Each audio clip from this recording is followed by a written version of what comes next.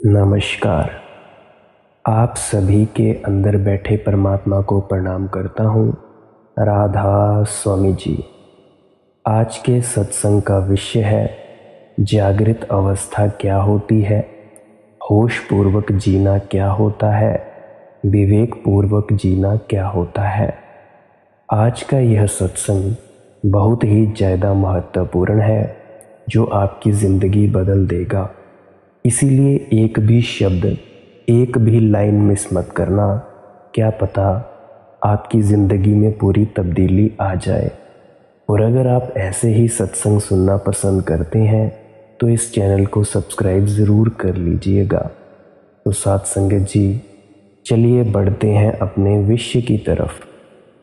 मनुष्य चेतना के दो आयाम हैं, एक मूर्छा, एक अमूर्छा। मूर्छा का अर्थ है सोए सोए जीना, बिना होश के जीना। अमूर्छा का अर्थ है होश पूर्वक जीना, जागृत विवेक पूर्वक होकर जीना। मूर्छा का अर्थ है भीतर का दिया बुझा है, अमूर्छा का अर्थ है भीतर का दिया जला है। मूर्छा में रोशनी बाहर होती है, बाहर की रोशनी से ही आदमी चलता है। जहाँ इंद्रियां ले जाती हैं वहीं जाता है। इंद्रियों की कामना ही खुद की कामना बन जाती है, क्योंकि खुद का कोई पता ही नहीं। मन जो सुझा देता है वही जीवन की शैली हो जाती है, क्योंकि अपने स्वरूप का तो कोई बोध नहीं। लोग जो समझा देते हैं, समाज जो बता देता है, वहीं आदमी चल पड़ता है। क्योंकि ना तो अपनी कोई जड़ें होती हैं अस्तित्व में, ना अपना भान होता है। मैं कौन हूँ इसका कोई पता ही नहीं। तो जीवन ऐसे होता है जैसे नदी में लकड़ी का टुकड़ा बहता है। जहाँ लहरें ले जाती हैं चला जाता है, जहाँ धक्के हवा के पहुँचा देते हैं वहीं पहुँच जाता है। अगर कोई व्यक्तित्व नहीं, निजता नहीं, जीवन एक भटकन है। निश्चित ही ऐसी भटकन में कभी जिंदा नहीं हो सकता आदमी। मंजिल तो सुविचारित कदमों से पूरी करनी पड़ती है। भटकाव बहुत हो सकता है, यात्रा नहीं हो सकती। यात्रा का अर्थ है कि तुम्हें पता हो तुम कौन हो, कहाँ जा रहे हो, क्यों जा रहे हो। होश पूर्वक ही यात्रा हो सकती है, होश पूर्वक ही तीर्थ यात्रा हो सकती है। इसीलिए ज्ञानियों ने होश को ही तीर्थ कहा है, जागृत अवस्था को ही तीर्थ कहा है। अमूर्छित चित्त, जागा हुआ चित्त बिल्कुल दूसरे ही ढंग से जीता है। उसके जीवन की व्यवस्था आमूल से भिन्न होती है। वह दूसरों के कारण नहीं चलता, वह अपने कारण चलता है। वह सुनता सबकी है, वह मानता भीतर की है।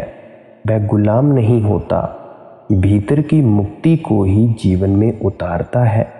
कितनी ही अड़चन हो, लेकिन उस मार्ग पर ही यात्रा करता है जो पहुंचाएगा।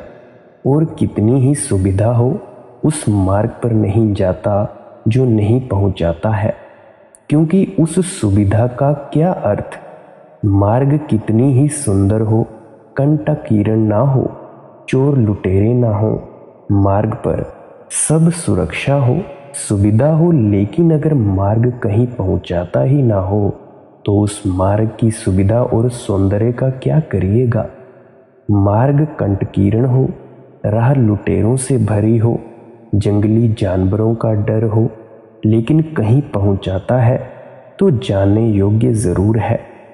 अमूर्छित व्यक्ति का जीवन भटकाव नहीं, एक सुनियोजित यात्रा है। लेकिन वह नियोजन कौन देगा। समाज उस नियोजन को नहीं दे सकता। समाज तो अंधों की भीड़ है, वह तो मूर्छित लोगों का समूह है। अगर तुमने समाज की सुनी तो तुम अंधेरे में ही भटके रहोगे। भीड़ तो बोधपूर्ण नहीं है, हो भी नहीं सकती।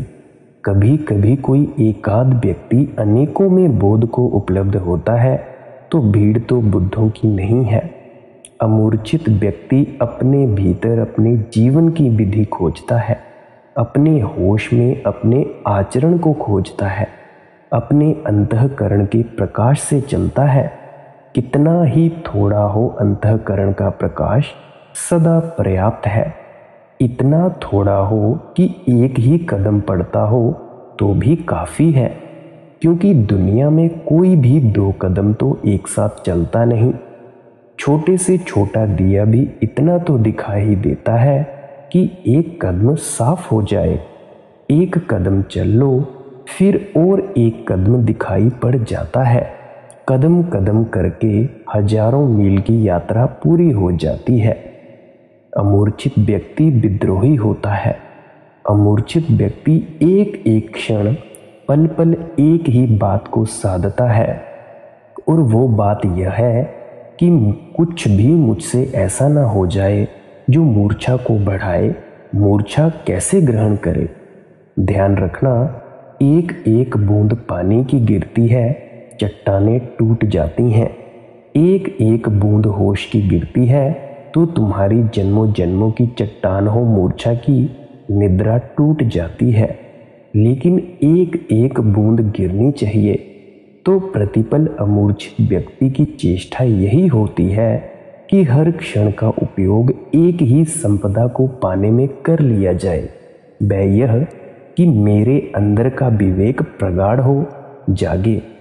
मूर्छित चित्त की 3 अवस्थाएं हैं, या जिसे हम बेहोश चित्त भी कह सकते हैं, जिन्हें हम जानते हैं। एक जिसे हम जागृत कहते हैं, जो कि शब्द उचित नहीं है, क्योंकि मूर्छित व्यक्ति जागेगा कैसे? उसका जागरण नाम मात्र का जागरण है, कहने भर का जागरण है। सुबह सूरज उगता है, पशु पक्षी जाग आते हैं, पौधे जाग आते हैं, तुम भी जाग जाते हो। क्या पशु पक्षी जागृत हैं? क्या पौधे जागृत हैं? तुम भी नहीं हो। सिर्फ शरीर का विश्राम पूरा हो गया, इसीलिए तुम उठते हो, चलते हो, बैठते हो। ऐसा लगता है जैसे जागे हो, लेकिन यह सिर्फ लगना मात्र है। इसका वास्तविक जागरण से कोई दूर का भी संबंध मुश्किल से बनता है। मैंने एक कहानी सुनी है कि एक आदमी को किसी ग्रामीण परिचित ने, किसान ने गांव से एक मुर्गी भेंट दी थी। जो आदमी मुर्गी लेकर आया था, स्वभावतः उस आदमी ने उसका काफी स्वागत किया। मुर्गी का शोरबा बनवाया, उसे शोरबा पिलाया। वह आदमी बड़ा प्रसन्न हुआ। उसने जाकर गांव में खबर कर दी कि आदमी बहुत अच्छा है और अतिथि को तो बिल्कुल देवता मानता है। फिर क्या था, गांव से लोगों का आना शुरू हो गया। दूसरे ही दिन दूसरा आदमी मौजूद हो गया। उस आदमी का नाम था रमेश। रमेश ने पूछा, आप कौन? उसने कहा कि जिसने मुर्गी भेजी थी उसका दूर का रिश्तेदार हूं। उसका भी उस रमेश ने स्वागत किया। घर आया आदमी, फिर कितने ही दूर का रिश्तेदार हो, रिश्तेदार ही है उसी का जिसने मुर्गी भेजी थी। लेकिन फिर बात सीमा से बाहर होने लगी। रिश्तेदारों के रिश्तेदार आने लगे, रिश्तेदारों के रिश्तेदारों के मित्र आने लगे, रिश्तेदारों के रिश्तेदारों के मित्रों के मित्र आने लगे। पत्नी बेचैन हो गई। उसने कहा, यह मुर्गी तो एक अपशगुन सिद्ध हुई। हम इसे इनकार क्यों नहीं कर देते? यह तो पूरा गांव चला आ रहा है। उस आदमी ने बहुत सोचा, कुछ करना ही पड़ेगा। और दूसरे दिन सुबह फिर एक आदमी खड़ा है। आप कौन हैं? उसने कहा कि जिसने मुर्गी भेजी थी उसके रिश्तेदारों के रिश्तेदारों के मित्रों का मित्र हूं। तब रमेश ने कहा, आइए, स्वागत है। लेकिन वह आदमी बड़ा हैरान हुआ। जब भोजन उसे कराया गया तो सिर्फ कुनकुना पानी था शोरबे के नाम पर। उस आदमी ने कहा, और सब तो ठीक है, लेकिन मैंने बड़ी चर्चा सुनी थी आपके आतिथ्य की, और यह तो कुनकुना पानी है।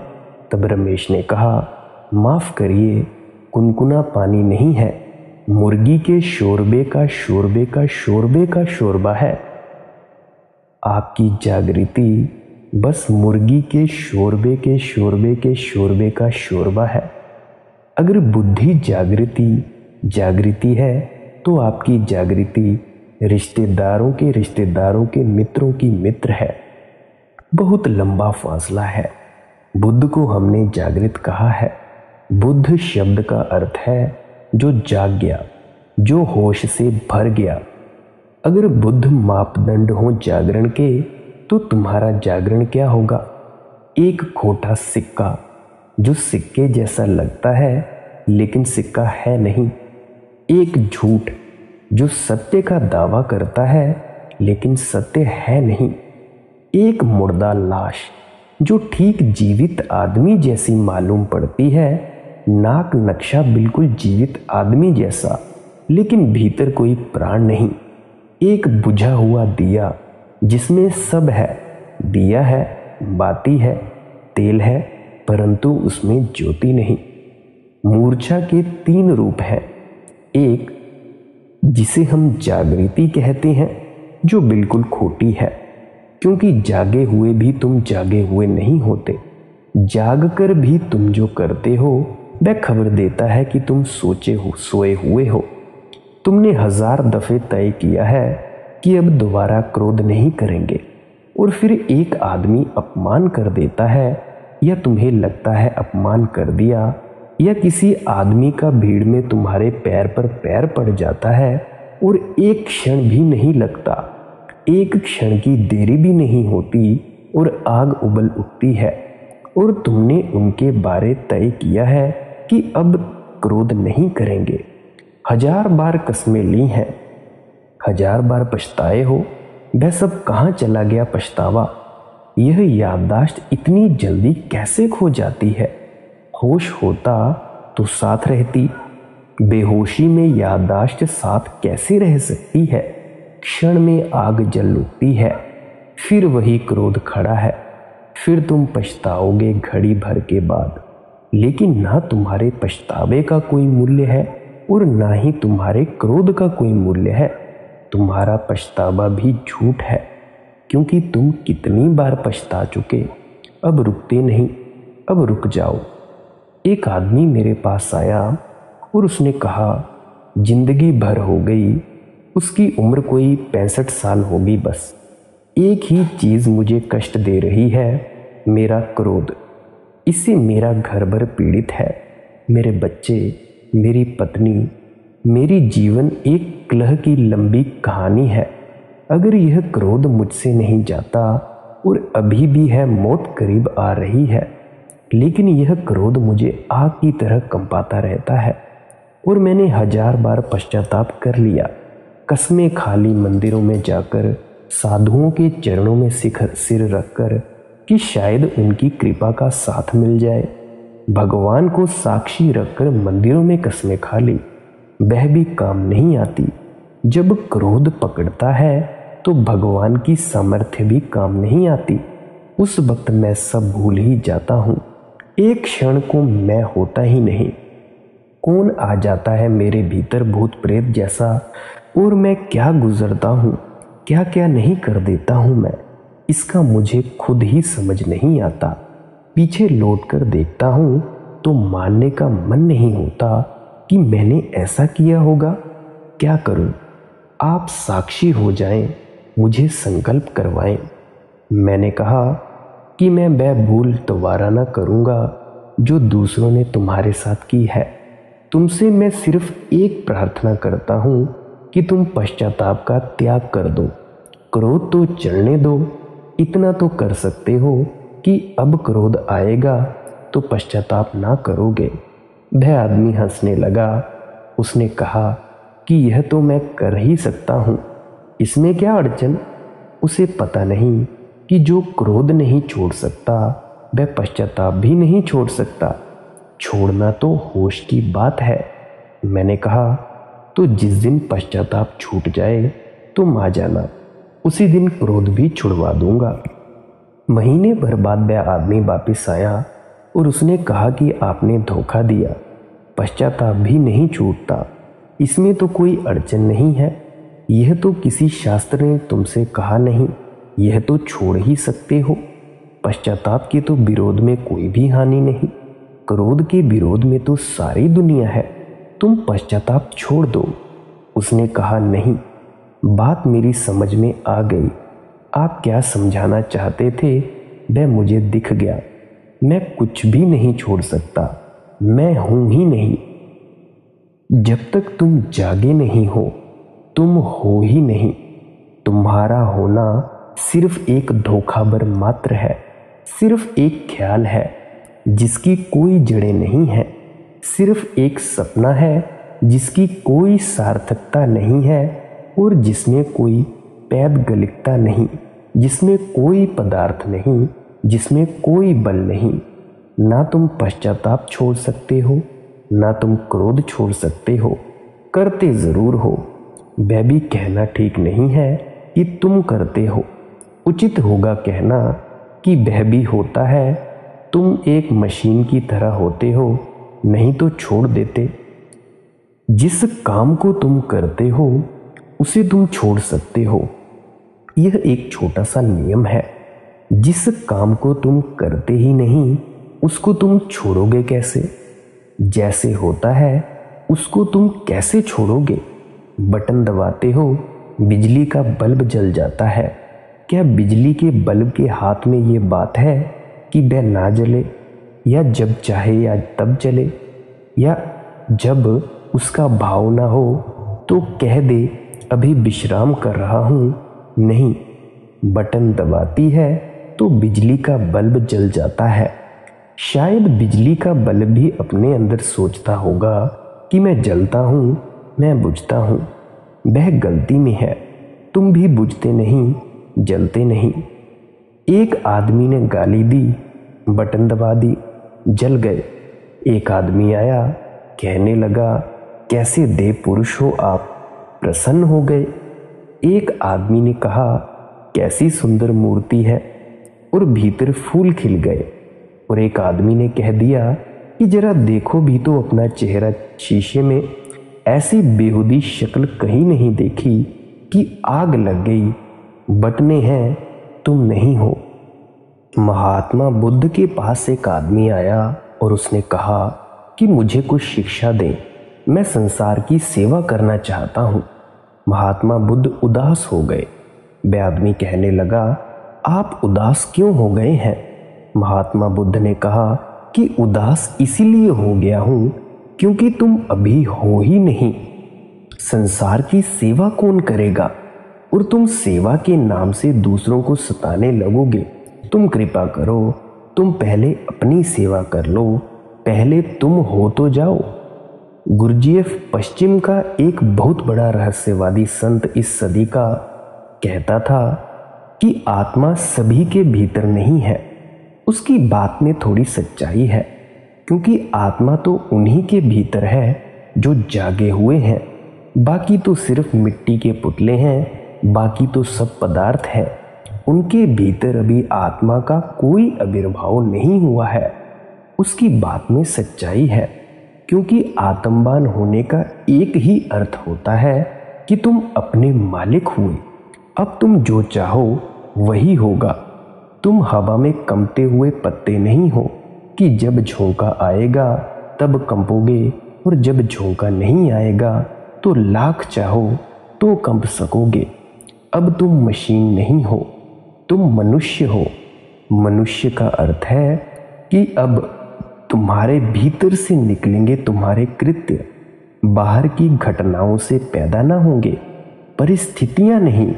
अब तुम मूल्यवान हो, तभी तो तुम आत्मवान होोगे, अन्यथा आत्मा है यह केवल सिद्धांत है। कभी कभी किसी व्यक्ति में आत्मा होती है। तुम में आत्मा ऐसे ही है जैसे बीज में वृक्ष, हुआ ना हुआ बराबर। हो सकता है लेकिन है नहीं, और हो सकता है और होने में बड़ा फर्क है।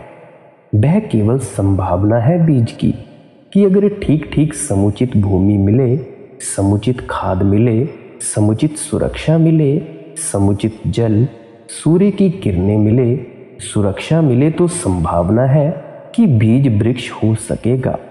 लेकिन बहुत सी शर्त पूरी हो तब, अन्यथा बीज बीज की तरह ही मर जाएगा और वृक्ष ना हो सकेगा। अधिकतम लोग शरीर की तरह ही जीते हैं, शरीर की तरह ही मर जाते हैं।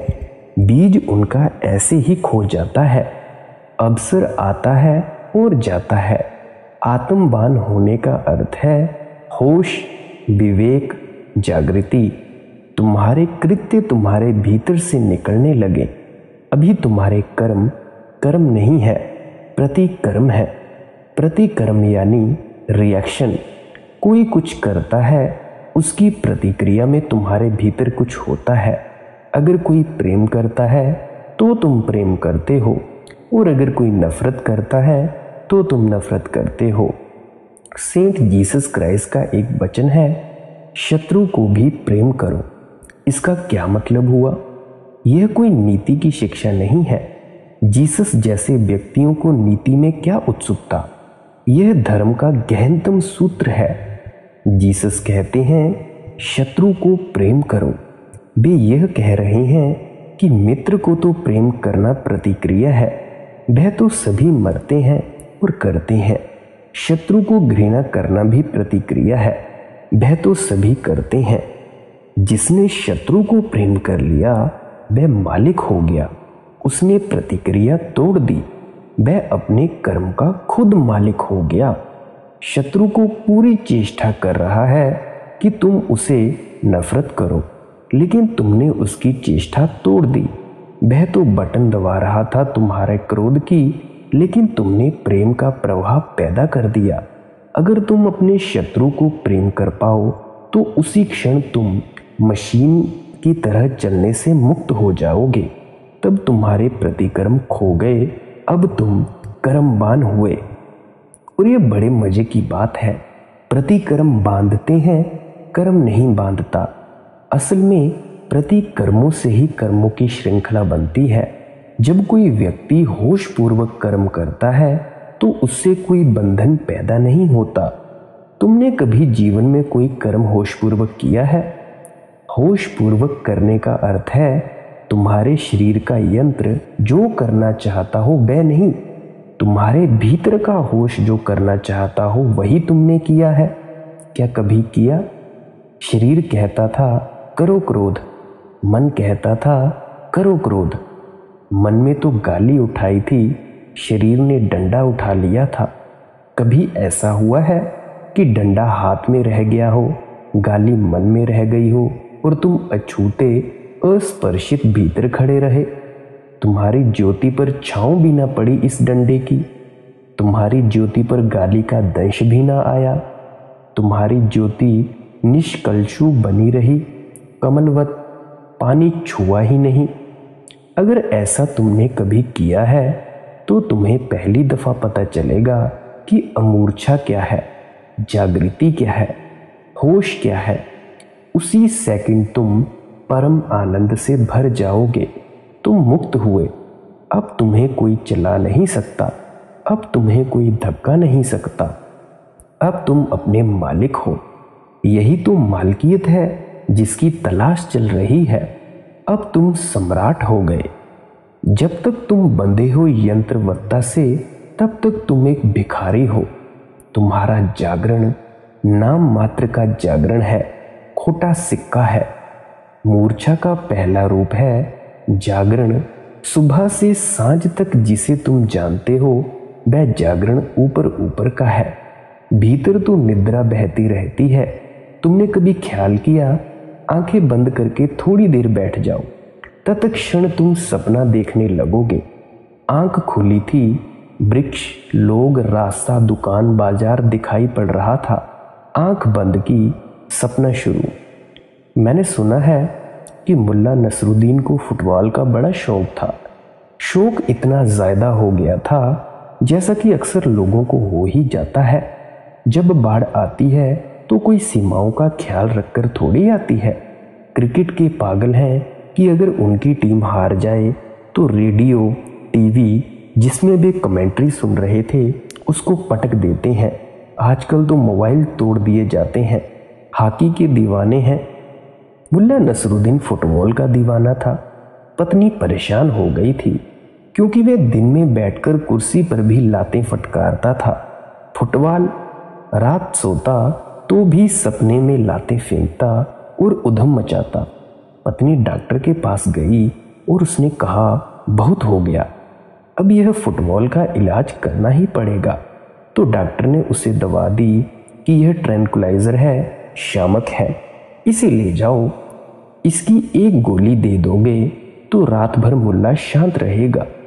पत्नी घर आई, उसने मुल्ला से कहा कि यह गोली मैं ले आई हूं, तुम शांति से सो सकोगे, रात सोते वक्त इसे लेना है। मुल्ला ने कहा, अगर आज ना लूं और कल लूं तो कोई हर्जा।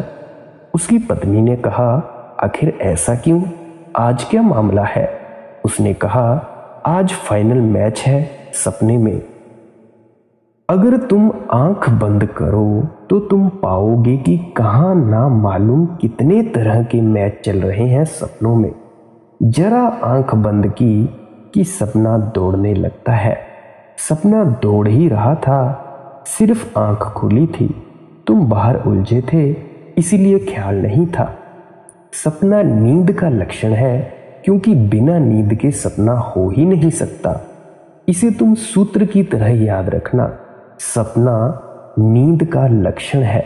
और अगर जागते जागते भी तुम्हारे भीतर सपना चलता है तो उसका अर्थ है तुम्हारे भीतर नींद ही चलती है। ऊपर ऊपर सतह पर जरा से तुम जागे हुए लगते हो, पर अंदर सपना चल रहा है, विचारों के सपने और न जाने कई कई चीजों के सपने। तुम रास्ते पर चलते लोगों को देखो, वे उस रास्ते पर चल रहे हैं ऊपर ऊपर, भीतर दूसरे ही रास्ते हैं जिन पर उनका मन चल रहा है। लोगों को खाना खाते देखो, कोर बना रहे हैं, मुंह में खाना डाल रहे हैं, बिल्कुल होश में लगते हैं, लेकिन जरा गौर से उनके चेहरे को देखो, भीतर कुछ और ही चल रहा है। शायद उन्हें पता भी ना हो कि वे भोजन कर रहे हैं, वे किसी दूसरे लोक में किसी सपने में संलग्न हैं। उनके होंठ कंप रहे हैं, बात चल रही है किसी और से जो वहां मौजूद नहीं है। मैं आपसे कहता हूं कि आप भी जब भी बाजार में जाएं या कहीं रेस्तरां में बैठें खाना खाने या कहीं भी जाएं, तो लोगों की शक्लों की तरफ एक बार जरूर देखना।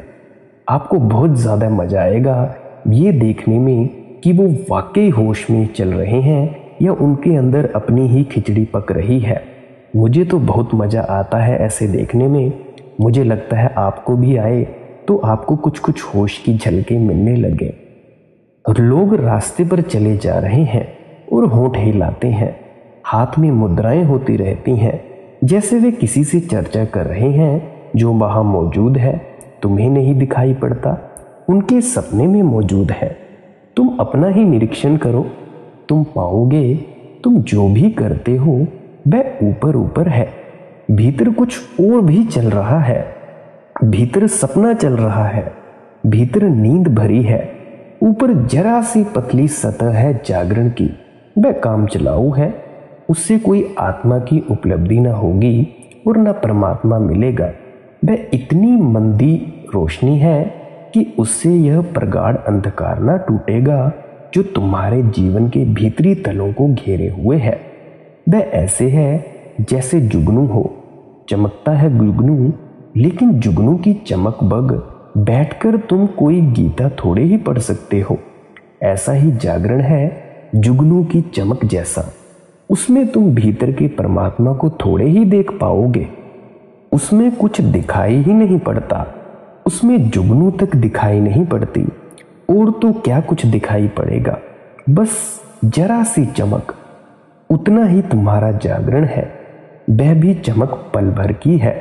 जुगनू के पंख खुले, चमक, पंख बंद हुए, चमक बंद। ऐसे प्रतिपल तुम सोते जागते हो, होश पकड़ते हो, खोते हो। दूसरी अवस्था है तुम्हारे स्वप्न की। स्वप्न बड़ी अनूठी घटना है, क्योंकि जो है ही नहीं वह स्वप्न में तुम्हारे वास्तविक मालूम होता है।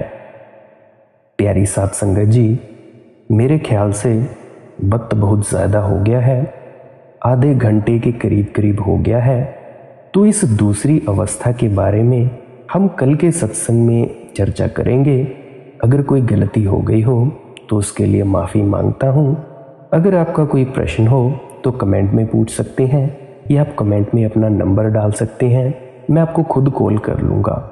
तो प्यारी साध संगत जी, अंत में आपके अंदर बैठे परमात्मा को नमस्कार करता हूँ। राधा स्वामी जी।